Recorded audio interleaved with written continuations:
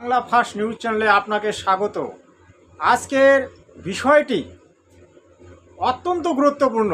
মহাভারতে দ্রোণাচার্যকে পঞ্চপাণ্ডবের গুরু এবং কৌরবগণের যে গুরু ছিলেন তাকে কে বধ করেছিলেন, এই নিয়ে আজকের বিগ ব্রেকিং নিউজ। একজন মহিলা, তার চ্যানেলটি আপনারা দেখতে পাবেন, আমি আপনাদেরকে দেখাবো, তার ফটো লাগাবো, আমি ফটোটি লাগিয়ে দিচ্ছি, দেখেন। তিনি বলেছেন মহাভারতের যুদ্ধে নাকি অর্জুন দ্রোণাচার্যকে বধ করেছিলেন, অর্জুনের গুরু ছিলেন দ্রোণাচার্য। কিন্তু আসল রহস্যটা কি? অর্জুন মেরেছিল নাকি ধৃষ্টদ্যুম্ন দ্রোণাচার্যকে বধ করেছিল? এই নিয়ে মহাভারতে কি লেখা আছে সেটা আমি আপনাদেরকে দেখাবো। তো চলুন আজকে ভিডিওটি স্টার্ট করি। ওই বইনটির প্রথমে ক্লিপটি আমি আপনাকে দেখাচ্ছি, ওই বইনটি কি বলেছেন, তারপরে আমি বিস্তারিত আলোচনায় আসব। যেই না স্তবন করলো, সেই যুধিষ্ঠির দাদার মুখে সঙ্গে সঙ্গে ধনুর্বাণ ত্যাগ করলো, আর অর্জুন তখনই দ্রোণাচার্যের বুকে কিন্তু তীর নিক্ষেপ করলেন, বাণ নিক্ষেপ করলে, আর তখন কিন্তু এই দ্রোণাচার্যের মৃত্যু হলো। আর প্রিয় দর্শক, সেটা কি সত্যিই ঘটেছিল নাকি অন্য কিছু? এই বিষয়টি নিয়ে আজকের বিরাট তত্ত্বকথা আলোচনা হবে। আপনারা ভিডিওটিতে শেষ পর্যন্ত থাকবেন। আপনারা অবশ্যই এর একটা সঠিক নির্ণয় পাবেন, যেটা মহাভারতে বর্ণিত আছে, সেটাই আমি আপনাকে শোনাবো। তারপরের ক্লিপটি আপনারা শুনুন, তিনি আবার কি বলেছেন। একটা শাস্ত্রের মধ্যে প্রমাণ আছে যে এই যে একলব্য মারা গিয়ে পরে কিন্তু আবার একটা জন্ম নিয়েছিল, যে দ্রুপদ রাজার ঘরে সেই ধৃষ্টদ্যুম্ন বলে জন্ম নিয়েছিল, তার পুত্র রূপে এক দ্রৌপদী সৃষ্টি হলো, এক ধৃষ্টদ্যুম্ন। তো ধৃষ্টদ্যুম্নর সঙ্গে কিন্তু আগাগোড়াই দ্রোণাচার্যের একটা শত্রুতা ছিল। লাস্টে বলা আছে ধৃষ্টদ্যুম্নর হাতে এই দ্রোণাচার্য মারা গেছে। প্রিয় দর্শক, বাংলা ফার্স্ট নিউজ চ্যানেলে আপনাকে ফির একবার স্বাগত। আমি খগেন্দ্রনাথ, আপনারা আমাকে চেনেন।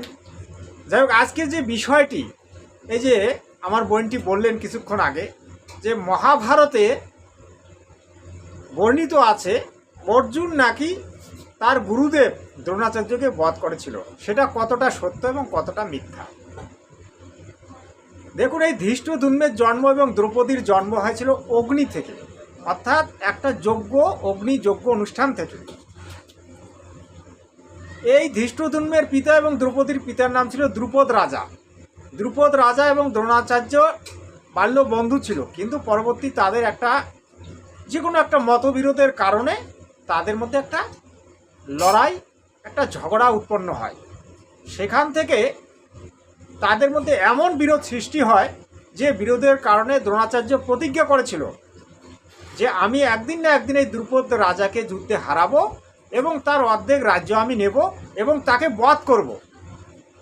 যখন সে এই প্রতিজ্ঞাটা করলো, এই প্রতিজ্ঞাটা কিভাবে সফল হবে, তিনি কিন্তু ওই মুনি ঋষির কাছে সেটা উপদেশ নিতে লাগলেন। এক মুনি ঋষি বললেন যে আপনার এটা সফল হবে, আপনি যজ্ঞ অনুষ্ঠান করেন, অগ্নি থেকে আপনার যে কন্যা এবং একটা পুত্র জন্ম নেবে, সেই একমাত্র দ্রোণাচার্যকে বধ করতে পারবে। দ্রোণাচার্য একজন মহাবীর ছিলেন এবং তিনি ব্রহ্ম জ্ঞানে একজন ঋষি ছিলেন এবং তিনি যুদ্ধে এতটা পারদর্শী ছিলেন, তার সমকালে তার মতো সমদক্ষ বীর খুব কম ছিল। সে সময় বিশ্বদেব ছিলেন, মহাবীর কর্ণ ছিলেন, কিন্তু দ্রোণাচার্য কম ছিলেন না। তিনি মহাযোদ্ধা ছিলেন, তাকে যুদ্ধে হারানো কারো পক্ষেই সম্ভব ছিল না। যতক্ষণ পর্যন্ত তার হাতে অস্ত্র থাকবে, তাকে যুদ্ধে হারানোর মতো কেউ ছিল না।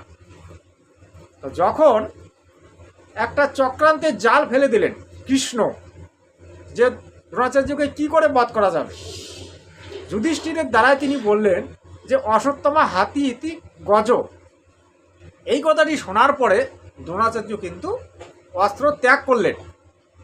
অস্ত্র ত্যাগ করার পরে তখন কিন্তু ওই কৃষ্ণ এবং অর্জুন ধৃষ্টদ্যুম্নকে বললেন যে তুমি এই সময়ে গিয়ে ওই দ্রোণাচার্যকে বধ করো। আর ওই সময় ওই ধৃষ্টদ্যুম্ন ওই দ্রোণাচার্যকে বধ করেছিলেন। এটা আমি মহাভারতে একদম পড়েছি, যেটা পড়েছি 1452 পৃষ্ঠা আমি পড়েছি, হ্যাঁ, আমি সেটা আপনাকে বললাম, কারণ আমি না জেনে কোনো কথা বলি না। আমি যেটুকু জানি সেটুকুই বলি। আমি ফালতু কথা বলি না, না ফালতু কথা বলি, না ফালতু কথা শুনি। আমি নিউজ তৈরি করি, নিউজ শুনি না।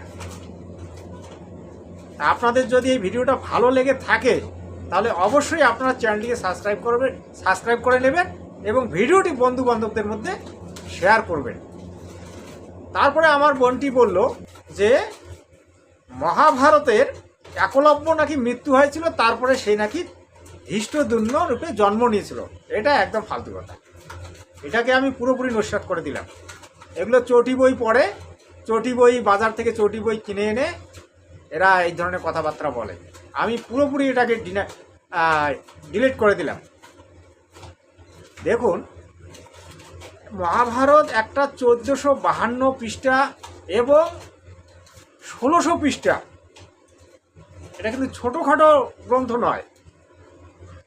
তা যারা বাজার থেকে ওই 200 টাকায় 100 টাকার ওই বাজার থেকে চটি গল্প এনে পড়ে তারপরে ইউটিউব চ্যানেলে ভাষণ দেবে, তারা কি বলবে? তারা তো উল্টাপাল্টাই বলবে। আমি উল্টাপাল্টা কথা শোনাতে চাই না।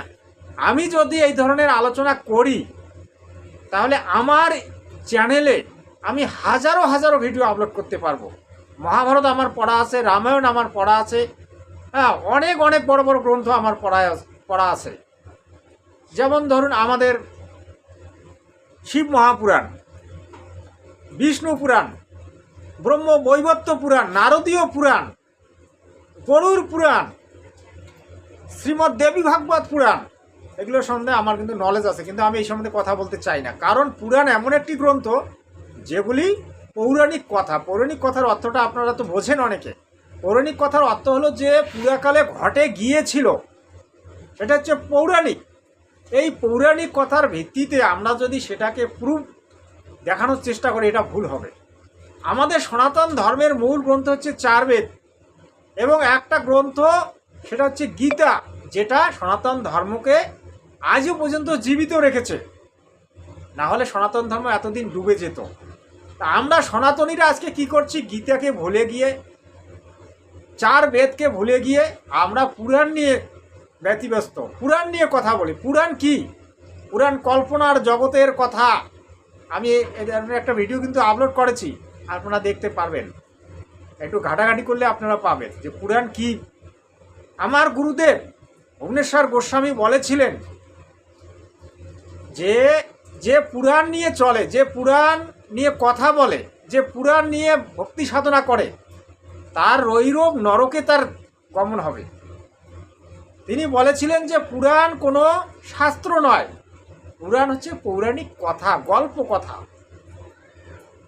আচ্ছা, আপনাকে একটা ছোট্ট করে আমি আর একটা গল্পের মাধ্যমে বলি। দেখুন, যে সময় এই পৌরাণিক কথাগুলি লেখা হয়েছিল 18টি পুরাণ, সেই সময় ব্যাসদেব বনে ছিলেন। তিনি বনের মধ্যে বসে বসে এই গ্রন্থগুলি রচনা করেছিলেন।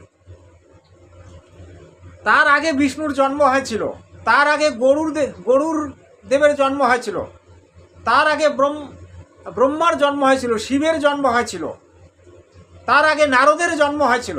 তিনি কি করে জানলেন? এগুলো হচ্ছে কি জানেন? কল্পনার জগতের কথা। একজন কবি যেমন একটি ঘাসকে নিয়ে আলোচনা করতে করতে করতে সেই ঘাসটাকে সে পাহাড় বানিয়ে দিতে পারে, এবং ওই ঘাসটাকে সে একটা সজীব ঘোড়া বানিয়ে দিতে পারে, ওই ঘাসটাকে সে একটা রাজবাড়ি বানিয়ে দিতে পারে। এগুলো হচ্ছে গল্প কথা। পৌরাণিক কথা নিয়ে চলবেন না। আপনাদের মূল গ্রন্থ কি? 4 বেদ, আরও একটা বেদ আছে সূক্ষ্ম বেদ, যেটা আত্মা নিয়ে কথা বলে। সূক্ষ্ম শরীর মানে কি? আত্মা। আমাদের এই দেহটা তো আছে, এটা একটা ধরুন খাঁচা। এই খাঁচার ভিতরে আছে আত্মা, জীবাত্মা। আসল হচ্ছে এটাই। কিন্তু আমরা সত্যটা না জেনে অসত্যের পিছনে ছোটাছুটি করি। তাই বন্ধুরা, আপনারা অবশ্যই আমার চ্যানেলটিকে ফলো করবেন, সত্যগুলি জানতে পারবেন। আর ভিডিওটিকে আমি লম্বা করছি না, এখানেই সমাপ্ত করছি। সৎ সাহেব जगत गुरु तत्वदर्शी संत रामपाल महाराज की जय हो। सत साहेब।